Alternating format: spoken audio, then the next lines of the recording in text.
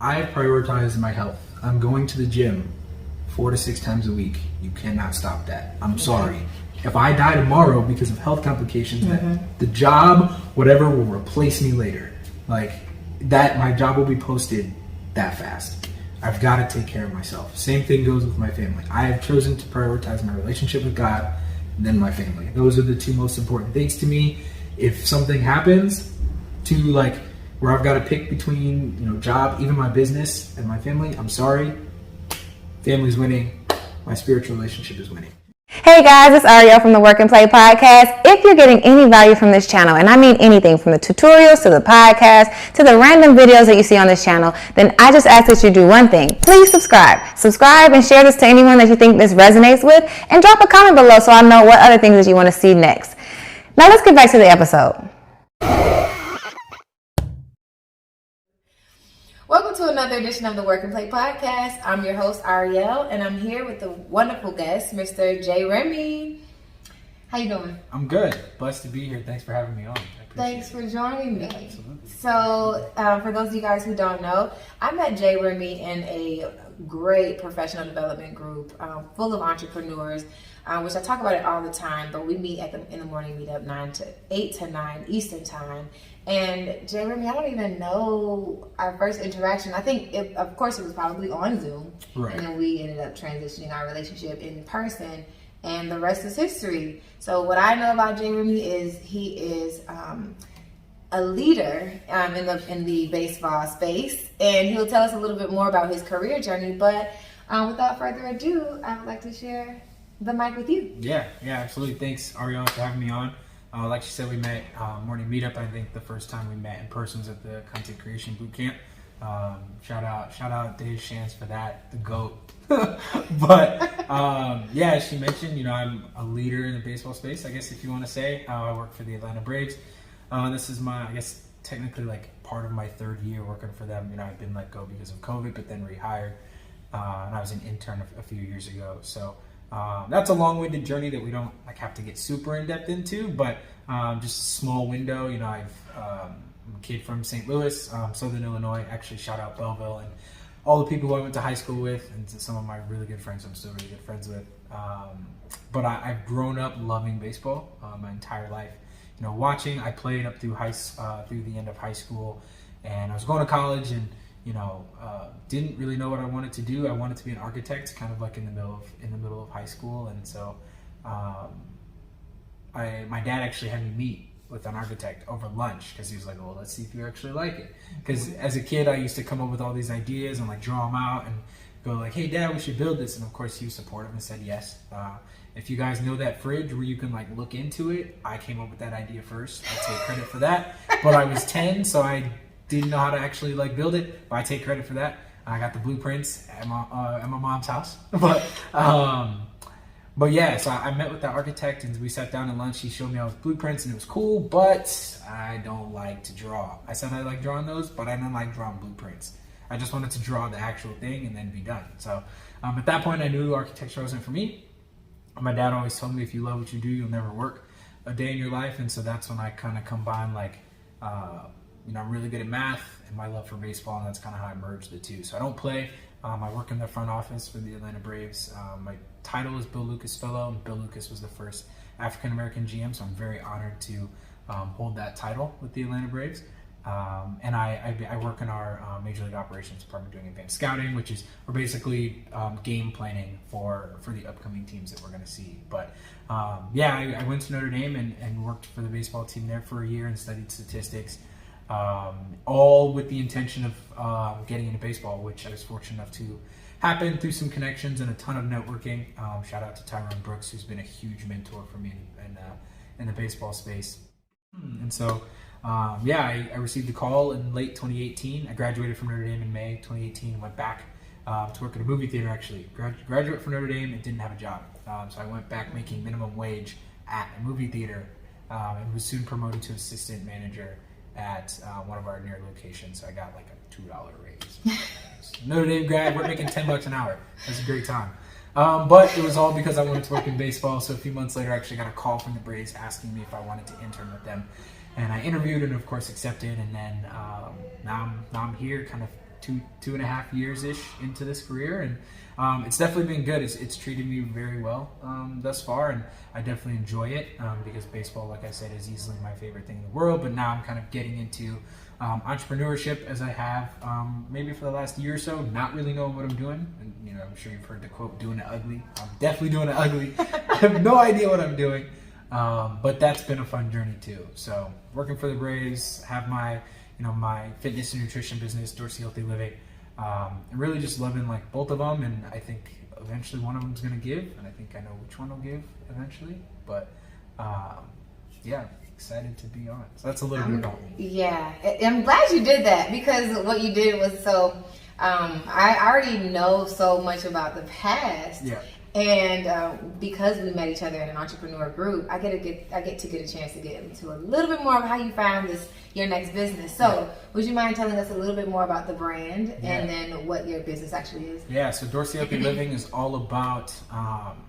Actually, let me predicate this by saying I'm not a personal trainer. I guess technically I am, because I am certified as a personal trainer and nutrition coach, but I don't brand myself as such.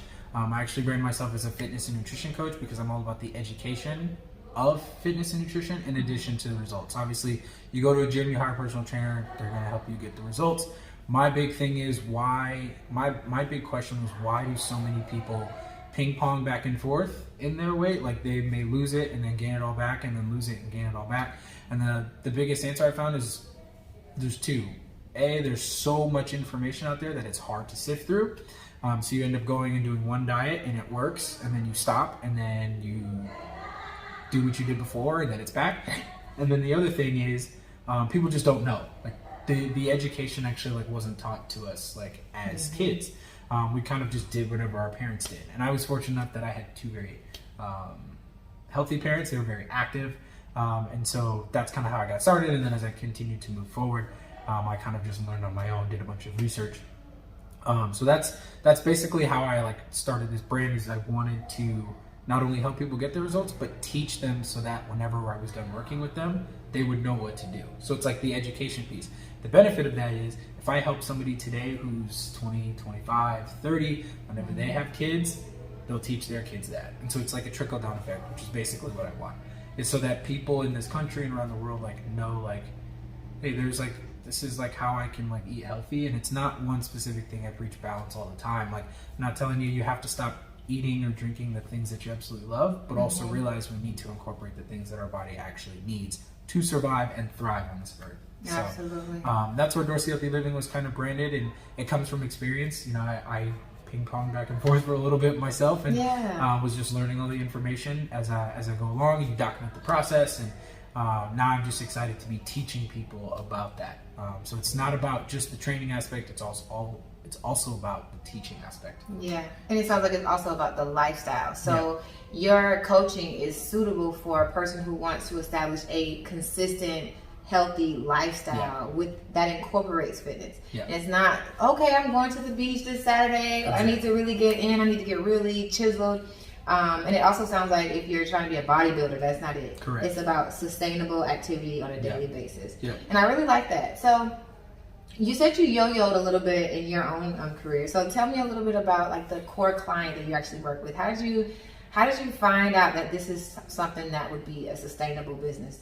So it was actually before I started the business, I was helping a few friends who saw me as an expert doing it because that's like what I preached for so long. And so they would always come to me like, yo, can you write me a workout? What should I be eating? How much should I be eating? Is there a specific time of day? How does this benefit me? And I was always able to answer their questions, mostly because I would go to Google and just answer it. But then you answer it so much and you just remember. And so just like, for instance, like I just know that calcium is good for bone development and bone sustainability. And so like you can get those things from like spinach, etc. And so I've learned so long after just like Googling everything and like refining the information after helping so many friends for free that I was like, I could really turn this into a business because I help so many people for free and people pay for this information to like ping pong back and forth. That what if I had somebody pay for the information and then also not ping pong back and forth? Because nobody really wants to do that. And so it really just came from like me helping friends just kind of on the side because they would just hit me up like, yo, is this good to eat? how's this workout? Can you write me a workout? And I was like, Yeah. yeah, sure. I mean, I do it for myself. I'll just do it for you too. Right. And the funny part is, or the fun part is, you get to do it with your friends, Mm-hmm. meaning you can run your business and make money and have a little bit of fun at work at the same time. Exactly.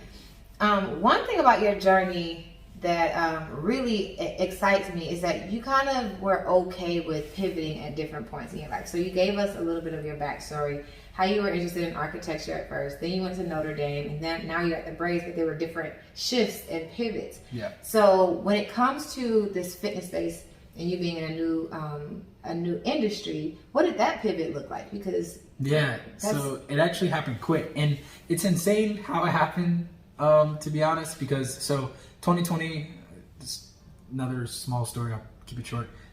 Beginning of 2020, I moved to Atlanta because I had gotten promoted to go to the office with the Braves after my internship in 2019. So I moved to Atlanta, really excited. I got to go to spring training. It was great. Under the same title as a Bill Lucas Fellow, apprenticeship at that point. But then COVID happened in March. Everything got shut down, and we were all worried, like, are we gonna get furloughed? Are we gonna lose our jobs? Mm-hmm. And I wasn't worried. I was like, I'll be fine. Like, God wouldn't move me to Atlanta just to like have me lose my job 5 months in. Yeah. It happened. I lost my job 5 months in. So end of May 31st was my last day with the Braves at that point. Yeah. But what's crazy is the beginning of May is actually when I started the brand.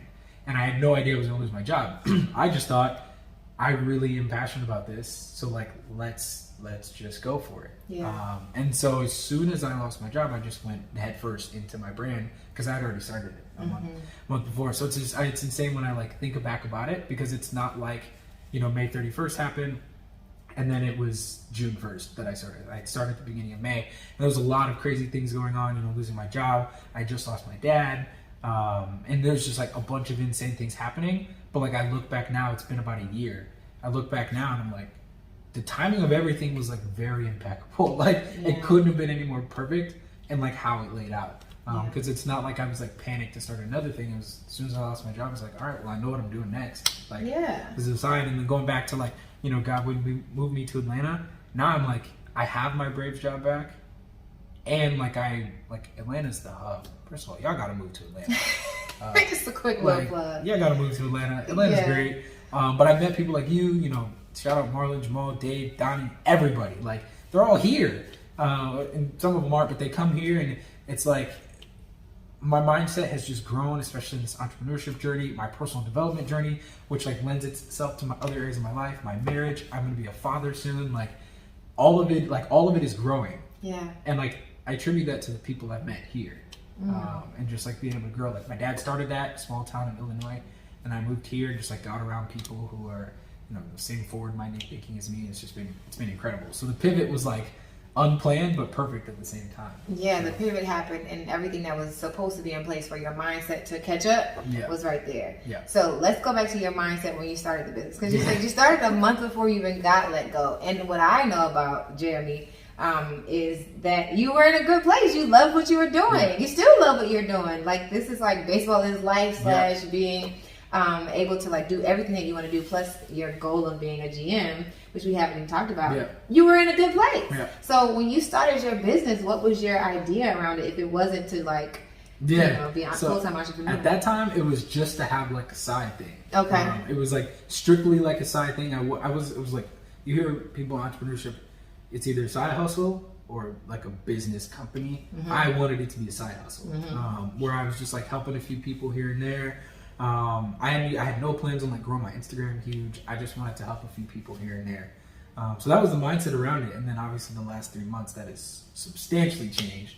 But it was changed. Yeah, so it's changed now. Like, and granted, like, y'all gotta join more to meet up. But this morning, like, we had a call, and it was like, why put a limit on like what we can do? And I preach that. Like, I'm the one saying like, I want to be an MLB GM. Keep in mind, there's only, for those who don't know baseball, there's only 30 of those jobs. So like, for me to say like, I'm going to go be a GM, like, that's not putting a limit on what I can do, but I was doing that with my business.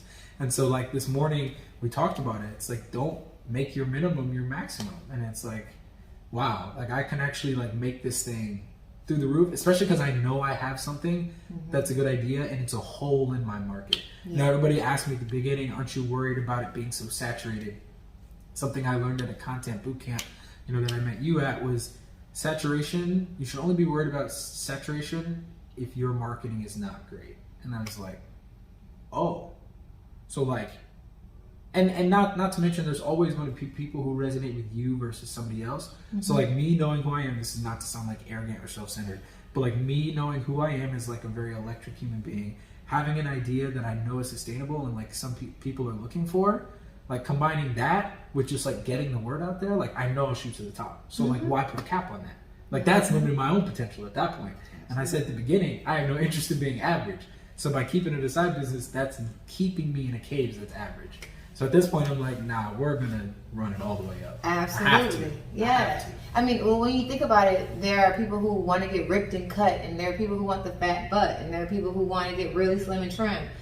But there's not a lot of people who want to build the consistency to just work out, the discipline to work out, or the plan to work out, or just learn how to implement a little bit of workout in their lifestyle. There's specifically a person who needs that support. Now, earlier today, we were talking, and you were saying that, I can't even remember what the actual thing that we were talking about was, but you said, hey, I have this mindset with this, but I haven't applied it with this, right? Mm-hmm. And I can't remember what it was. It'll probably come to me once you start talking, but now that we know that we have been kind of limiting our like revenue goals or our business goals, and even thinking about the transformation that we want. So we're already having a transformation as individuals. And then we have transformations that we want our clients to reach. How have you changed the way that you shape the transformation of the results for your clients based on today's conversation? Yeah, so, and it's insane because I was actually thinking about this last night as I was drilling before bed. The only way that like I can help other people transition and transform is if I have done it myself. So I've done it like in my own fitness journey. I was heavier. I had fat in places I didn't want it. Like I saw a picture and like didn't like the way I looked. I was like, something's got to change. And then I assessed everything. I'm not working out. I'm eating pizza, burger, and cookies every day, 3 times a day. I eat pancakes, every day. Like I'm no kind of veggies, fruits, like nothing. Yeah. And so eventually I adopted a plant-based lifestyle. And that's kind of where it all started. But like now being able to take that and take my experiences, and even like today, I'm still growing as a person. Mm-hmm. And I'm implementing new disciplines. I have my own affirmations that I read, and 8 of the adjectives are healthy, organized, disciplined, consistent, patient, punctual, present, and obedient. And I recite those 4 to 5 times a day because I know like these are the kinds of things that'll shape me to be an even better human. A child of God, and be a better human for the people that I want to impact. And I know if people can see that in me, they'll be able to see it in them because I wasn't always this way. Yeah. I'll be honest with you guys. I'm late everywhere.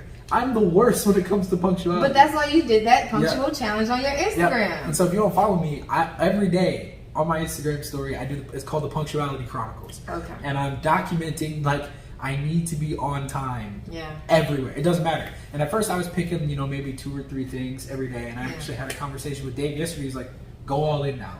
Mm-hmm. Like, do it. Just be the person who is on time. And so now it's like I got like 4 more like times to do it today. I'm gonna be punctual for all of them. Yeah. But like, please. He was on time for this interview too, y'all. Right on time. I said, dang, I got a couple more minutes. But like that's the person I invited to be. I say it, and I'm like, millionaires aren't late. And like, okay, they probably are, to be honest. But like in my head, I can't not have the ability to show up on time and make $1 million. You know what I mean? It's like how can I expect to handle $1 million or even get there if I can't show up somewhere on time? And so like, don't get me wrong, like I may come off as like super disciplined, but like I'm working on it every day too. And it's an everyday process. And so by me like being in the trenches, that's how I'm able to also help people who are in the trenches because I'm going through it. Yeah. I'm better than I was yesterday, but I'm not where I need to be. Absolutely. So, I'm with that. Yeah. One of the things that has changed my mindset has definitely been our reading. So like now that that's a habit, it's really helped. And not only have us reading changed like my habits, it's changed my life. So I'm no longer doing recovery bar because I really had a business and fitness so that I could just be and have a habit of working out. Yep. And I think I might actually just have to tap into your community so that I can continuously like do something. But what was one of those, like what was one book, if not in the morning meetup, any time that really changed the way you live? Ooh, That's good. Actually, I think it did. There's a few. So one of them did come from the morning meetup. It was Atomic Habits. It was actually the first book that we read, or the first book I read when I joined the morning meetup. And I realized like my favorite line in that is, "Environment is the invisible hand that shapes human behavior." And when I assessed like my life, okay, growing up in my house, my mom and dad like didn't accept anything. Like every time we came home, it was like B or better, and then all of a sudden my dad changed it to A or better. And he wasn't strict, right? Like if we didn't, he didn't like hit us if we didn't bring home an A. It wasn't like that. Like he set the expectation and then was like, bring it home. But instead of punishing us for it, he rewarded us for it. And so it's like we went to get donuts if that was the case, and you know, whatever it may be. And so looking back, it's like, wow, that environment piece is huge. And like Atomic Habits talks about like habit stacking and like all these different like actual things that I can do to like be better about my habits. And so Atomic Habits like has easily been probably my favorite book that I've ever read. And I'm proud. It's one of those books. I think Think and Grow Rich is another one. And then that one's like all about mindset as well when it comes to that. But like those are two books that I'm going to read every year for the rest of my life, because those things need to be top of mind all the time. Yeah. Atomic Habits was pretty huge, and I only read that a couple months ago. Yeah. It wasn't that long ago. It's crazy how quickly, I mean, honestly and truly, a mindset shift can happen in a second. Yeah. Like yesterday, a moment ago, I can say, you know, I used to drink, and today I can say, or this moment I can say, I am no longer a drinker. Yeah. Like if once you commit to a new lifestyle, once you commit to a new dream, then like you essentially can change your life in a moment. Exactly. It happens quick. That's really dope.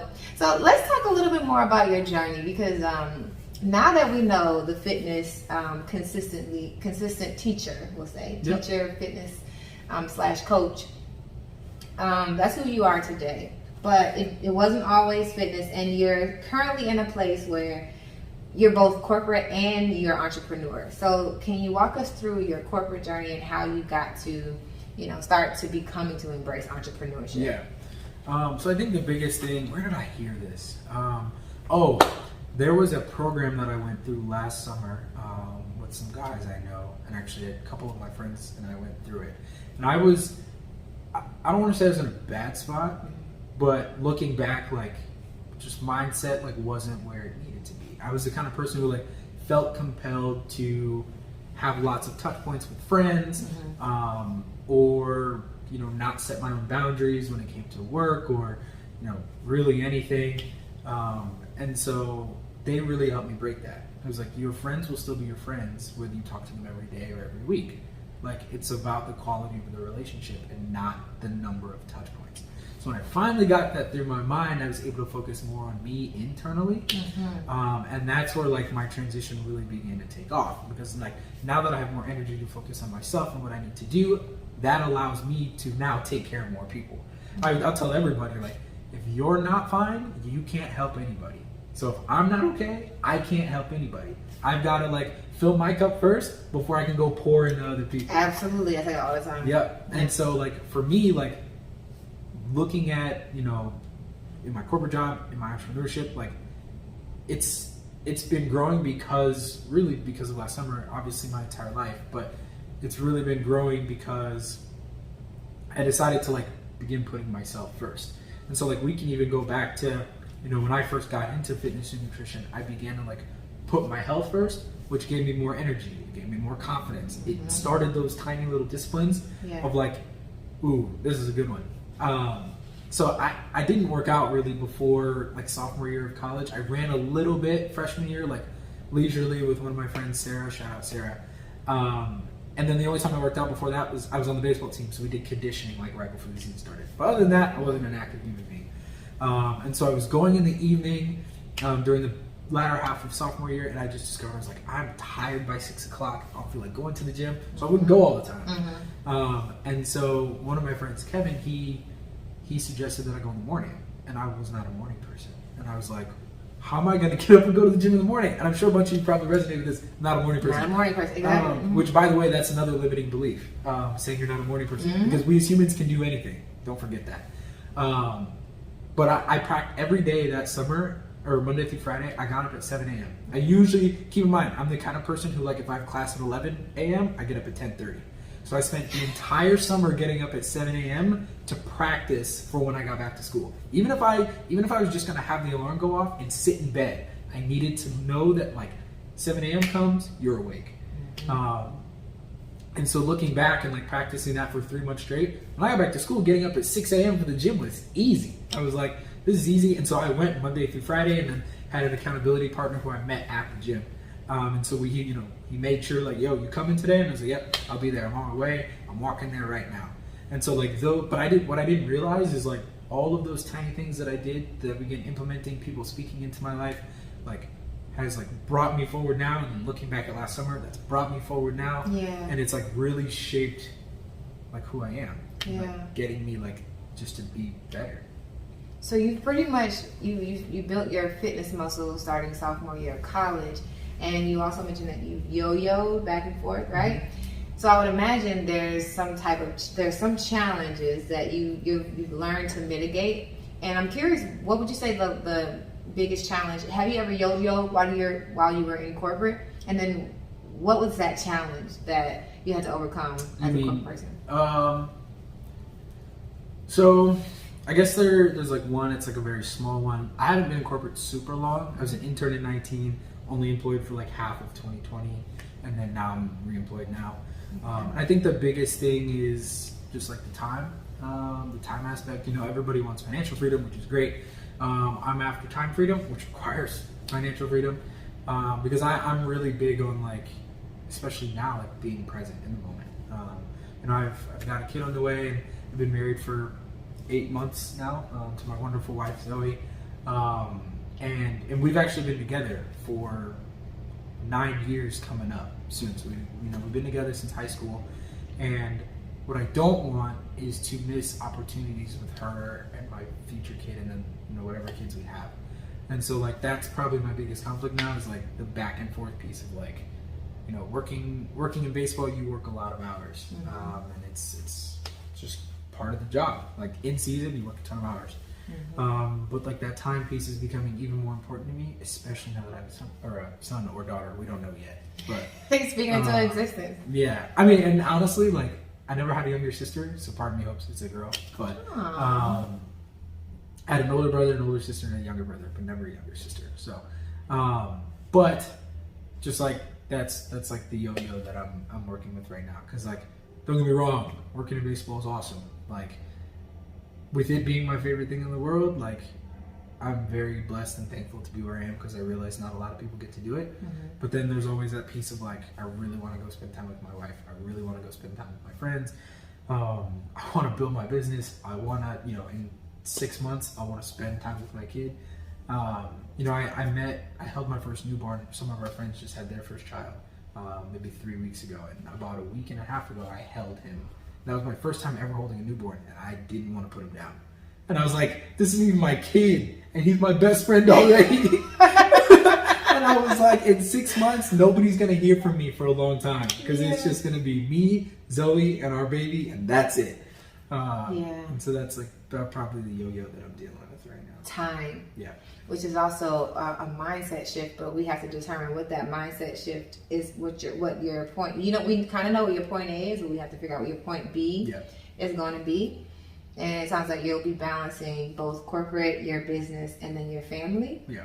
So how do you envision prioritizing the two, or how, like, now that we're talking about it, I think it's important for us to start to put things out there and make it clear. So what will that time look like when you're with your family? Yeah, so I think it's important for everybody to hear this piece specifically. Everybody has the same 24 hours. So I don't not have time for anything. I always have time for something. It just depends on, like you said, how we prioritize it. So obviously, me being in the fitness and nutrition space, I prioritize my health. I'm going to the gym 4 to 6 times a week. You cannot stop that. I'm sorry. If I die tomorrow because of health complications, the job, whatever, will replace me later. Like, that, my job will be posted that fast. I've got to take care of myself. Same thing goes with my family. I have chosen to prioritize my relationship with God, then my family. Those are the two most important things to me. If something happens, to like where I've got to pick between, you know, job, even my business and my family, I'm sorry. Family's winning. My spiritual relationship is winning. With that said, obviously, like the job or thing is the thing that we use to take care of our family. And so there's times, obviously, that I need to be at work because that's what makes the money to take care of the family. I think when it's all said and done, and even now, like I'm prioritizing my family. I don't get that time back. I can always make more money, like, you know, whatever it may be, but I don't get the time back. First steps, dates with my wife, you don't get that time back. And so I'm really, really focused on like prioritizing my spiritual relationship and my family because they're the two most important things to me. And like I said, that time piece is important. And so I'm choosing to prioritize those right now. And then, you know, sometimes it's needed where I have to like prioritize my business or prioritize my work because it's what's necessary, but it can't be the focus 100% of the time. Because if I lose my family or I lose my spiritual relationship, then like what was all that for? You know what I mean? So for me, it's about prioritizing my family because they're what's most important to me, in addition to my relationship with God. But I like the fact that I don't know if y'all caught it, but as a man who's living the example, when your baby is born, we are going to be able to see, even if it's not on Instagram, that you're working out 4 times a week and that you're putting your health first. So I think if no one else got that, when you're pushing your next client, hey, I know you just had that baby, but it's time to get to the gym.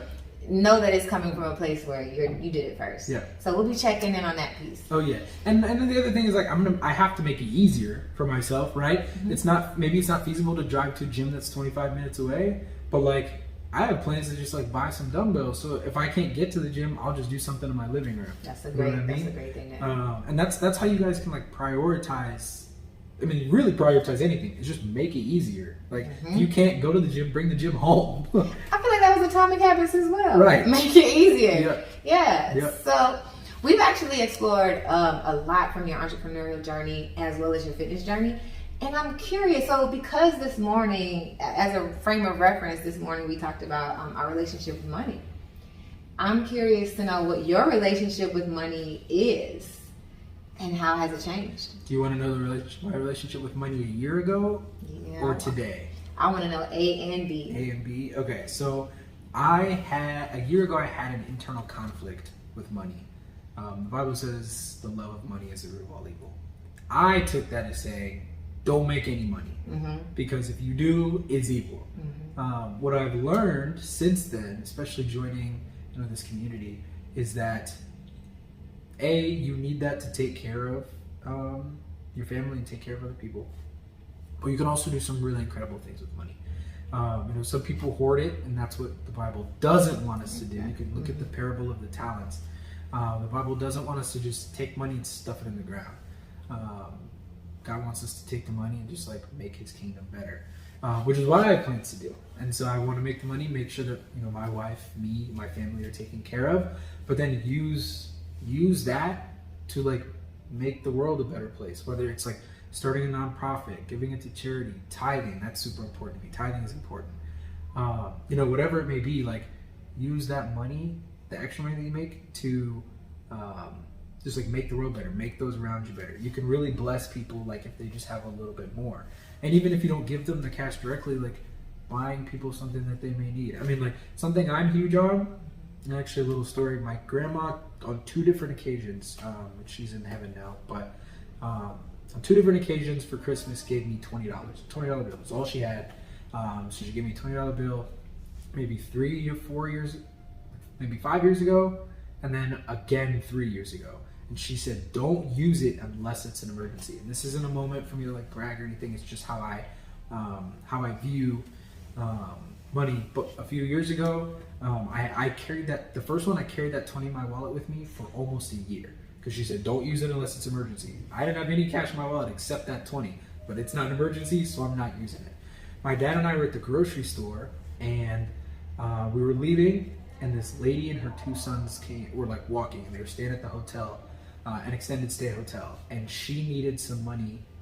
Or else they were going to kick her out. She needed, and so without hesitation, I pulled the 20 out and gave it to her. I think she had most of it. I think the 20 covered the rest of it. And I knew in that moment that like I know grandma said like use an emergency, but that wasn't an emergency. It wasn't my emergency. It was her emergency. But like what if my dad and I had gone to the grocery store an hour sooner? I wouldn't have run into her. And it's actually crazy because my birthday was a month later, and my wife bought me she was my girlfriend at the time, but my wife bought me a lottery ticket, and I won $100 off that lottery ticket. But so like God ended up blessing me for it anyway. And then backtrack to last year, same thing happened. A family needed something, so I pulled the 20 out, gave it to him, no hesitation. It's not something that I shared it with my wife, and I was with a coworker, so he knew, but that's not something I ever shared because I was like, I don't need to share that kind of thing. But I think it's important that like some people look at money like it's a bad thing, but we can use it to bless other people. And like that family got that extra stay at the hotel, that other family got the extra stay with wherever they were living. And that's just a way that like you can bless people. So last year I was like, no, we're not making anything for me. Anything we make is going to be used for other people. And now I've learned it's like I can take care of myself with it. I can take care of my family with it, but also use the abundance of money to bless other people. And that's how I view it now.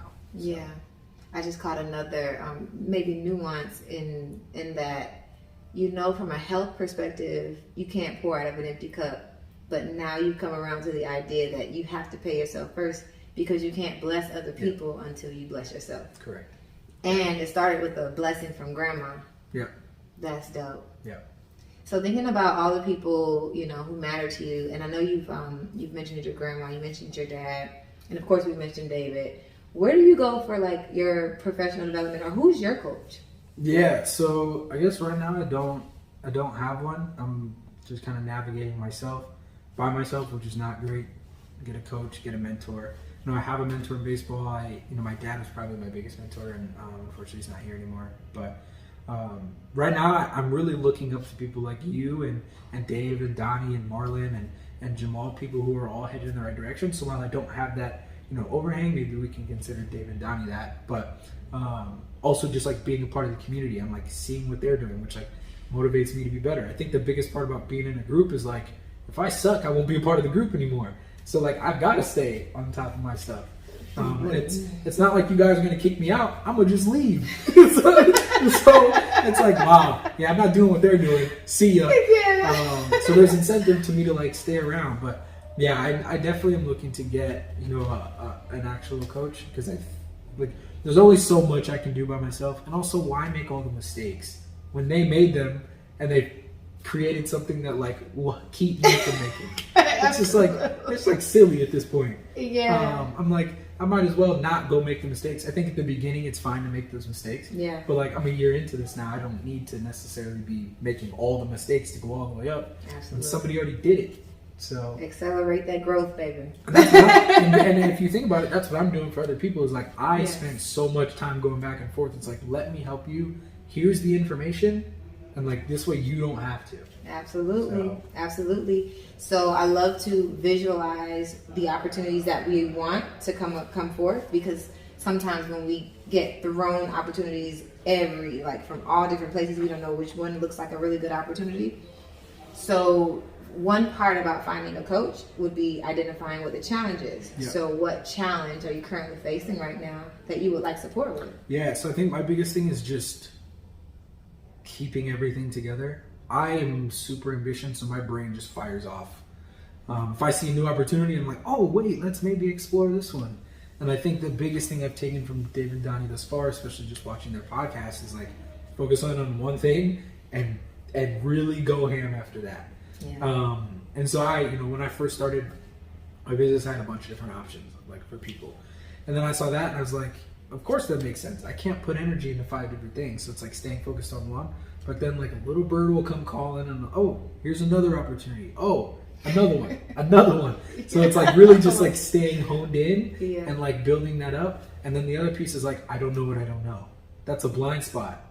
But like the business coach knows what I don't know. Mm-hmm. So really trying to like protect my blind spot is that, and just like really honing in and making sure I don't like get caught up in distraction when there's new things that come to light are probably like my 2 biggest challenges. So dope. So we're looking for, sounds like you've already vocalized, a business coach, someone who will help you hone in and focus on the task at hand, a strategy, help you get through your strategy, and a person that'll help you mitigate those blind spots. So kind of see 10 steps ahead of you, so to speak. Exactly. Dope.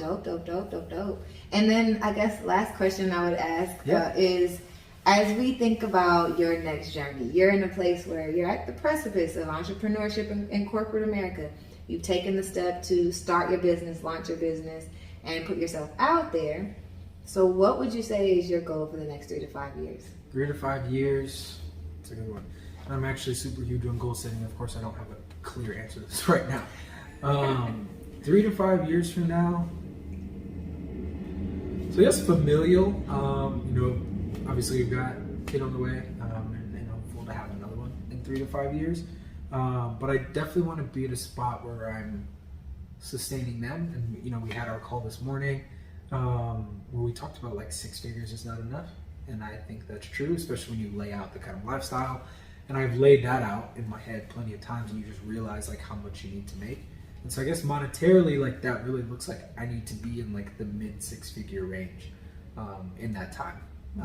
Because, and granted guys, like I'll be honest, I'm not close, but I don't need to be close as long as I know where I'm going. I'm diligent enough to get there. But I would say that's the mid 6 figures, not like 50, but like 3, 4 is probably like where I would like to be in the next 3 to 5 years. And I totally think that's attainable, just knowing like how determined I am. I don't like to lose. So I like to compete against myself, and so I'm running the clock, and I think that'll allow me to take care of my family. Zoe and I want a big family, so I've got to be able to take care of them. And retiring my mom, retire her parents, like it's all under the umbrella. In order to do that, got to get going. Absolutely. So in that regard, you are close. You just have to map it out and Correct. figure out how you're gonna get there. Yeah, mentally, I'm there. Yeah. Mentally, I'm there. Yeah. Or close to there, I should say. That's awesome. Yeah. Well, J-Remy, thank you so much for joining us on the Work and Play podcast. You have been the epitome of the work and play before, with being in baseball, which is something you love to do, and now you're finding a whole new love, and your biggest love, your best love, is on the way. Yes. So I can't wait for us to have another conversation and learn a little bit more about how you're creating that balance and how you're getting results for your clients. So how can the people find you, J-Remy? Yeah, so you can find me on Instagram. Instagram name is @J_Remy, REMYDEE.